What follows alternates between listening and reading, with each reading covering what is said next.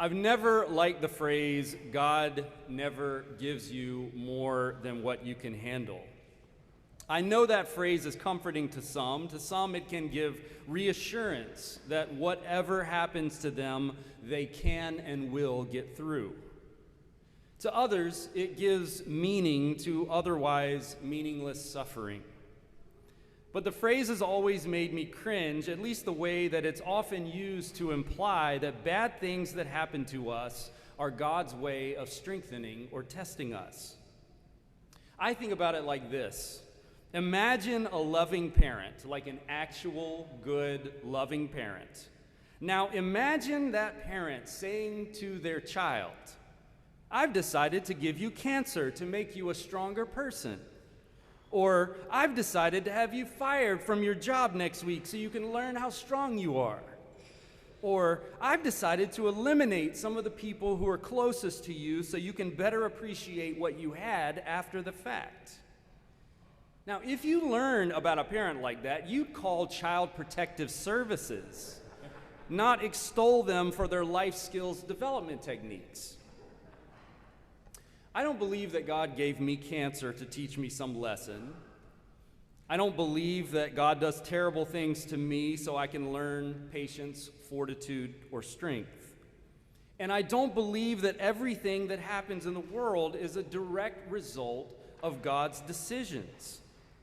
God never gives you more than you can handle is not a helpful phrase when it comes to explaining every bad thing that happens to you or to me or this or that person, group, or community. And yet, I think it kind of works in today's scripture reading. Jesus says, I still have many things to say to you, but you cannot bear them now. Here, Jesus isn't talking about bad things happening to the disciples. He's talking about the truth of where God is leading them, perhaps, or the truth of what God wants from them, or maybe the truth about what will happen to them in the future.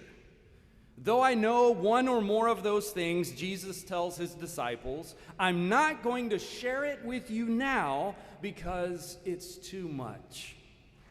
I have a choice about how much truth to share with you now, and I choose not to give you more than what you can handle. Now, that's the kind of holy parenting I can get with. The God who knows that life can be really hard, and God's role isn't always to challenge, agitate, or press. Sometimes God's role is to help us pace ourselves to handle what we can handle today.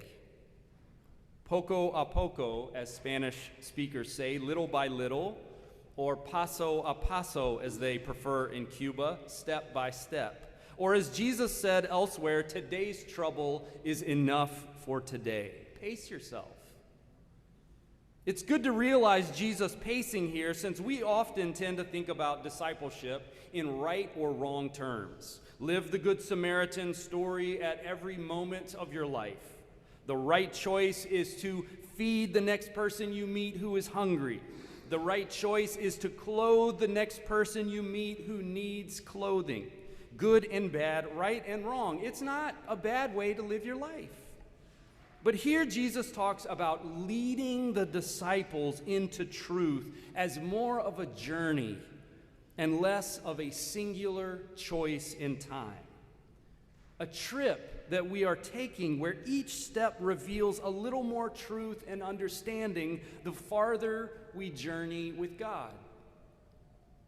When I think about it like that, it helps to make what we're living through a little easier to take. Instead of having to come up with a solution for how to save American democracy right now, I can ask myself instead, what role can I play today to bring shared respect, a non-violent witness, and deeper understanding across difference wherever I am? What role can I play in my own city to get voters engaged with the issues and with each other? Instead of getting lost in my powerlessness to stop a war in Ukraine, I can spend my time this very day deepening relationships with refugees from this and other wars who are now very, very close to our congregation. We can take each day as it comes with direction and purpose, and maybe even joy because we're doing the work that we can do for that day.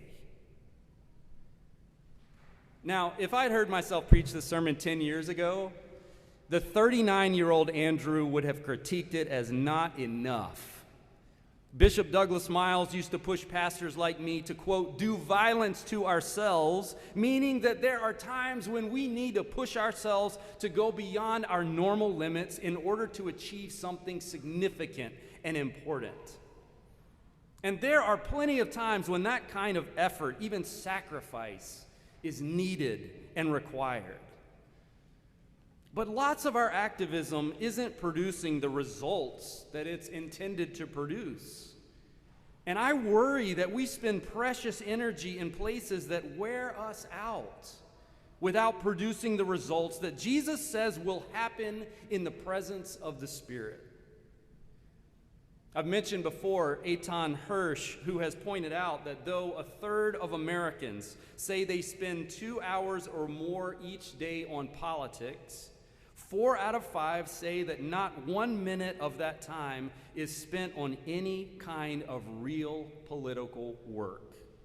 It's all TV news and podcasts and radio shows and social media and cheering and booing and complaining to friends and family, he writes.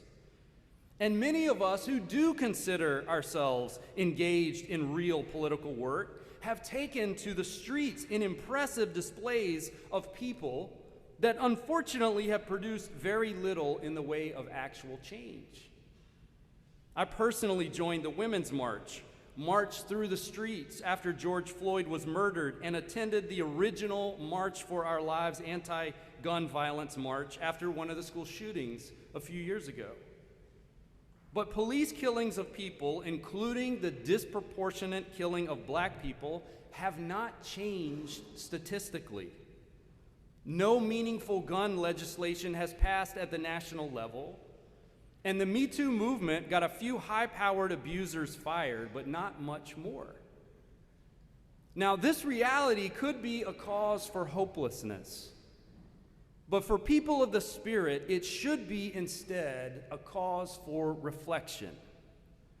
What are we learning about the truth of God's way that's different from what we thought or believed even a few years ago? What are we learning about the role the church could play, needs to play, in bringing about a shift in the culture of our city and our nation? What am I learning about myself and my own faith in the process? And am I putting myself in spaces for that kind of deep reflection? One of my deep concerns about where we are as a church is that we lost so much of our relational spaces for reflection during the pandemic. I think there's a growing argument that those spaces were replaced mostly by media, often personalized by algorithms that are not transparent for any of us.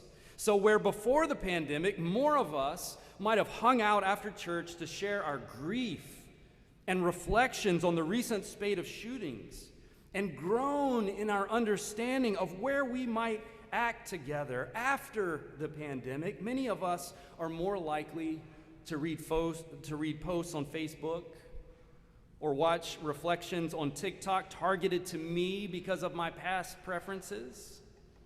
And what is lost in all of that is the personal growth that we get when sharing our perspective with someone else face to face, hearing their own reflection and having to deal with our differences person to person.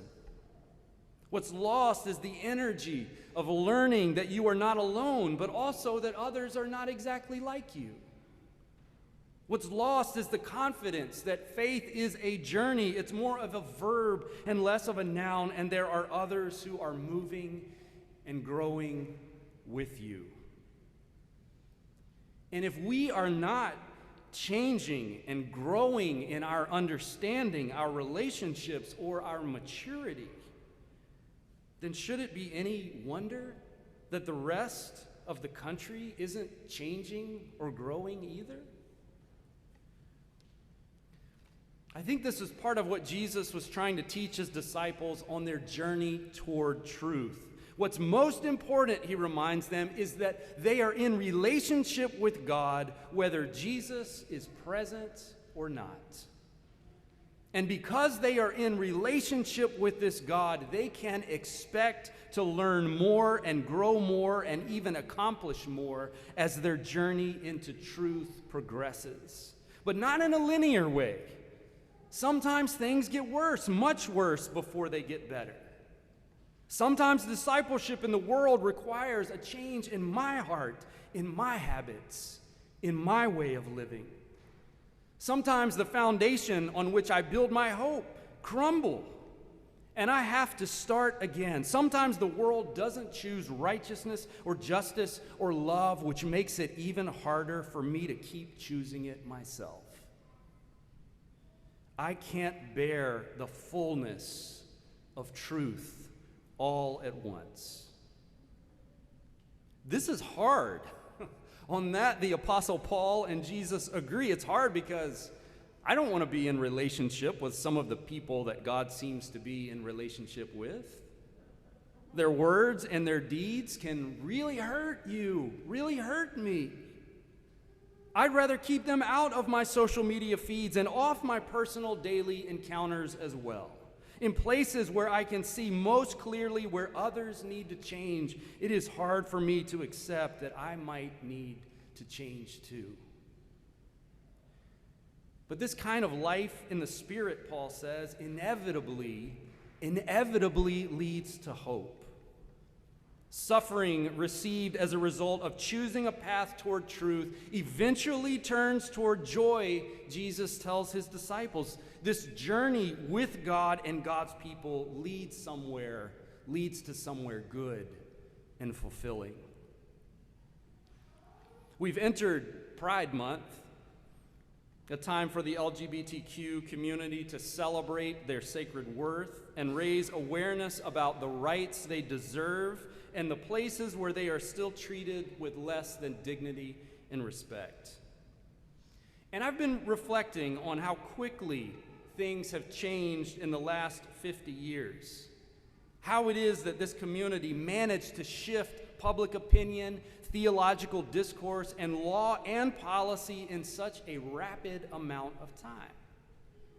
The answer to that is complicated, but part of the answer, I think, is because of relationships. Over the course of my lifetime, I have watched countless numbers of people change before my eyes. Science and knowledge and reading were all important, but relationships were most important. I remember talking with a friend in seminary and asking her, what changed your mind? Honestly, she said it was watching the way people treated each other.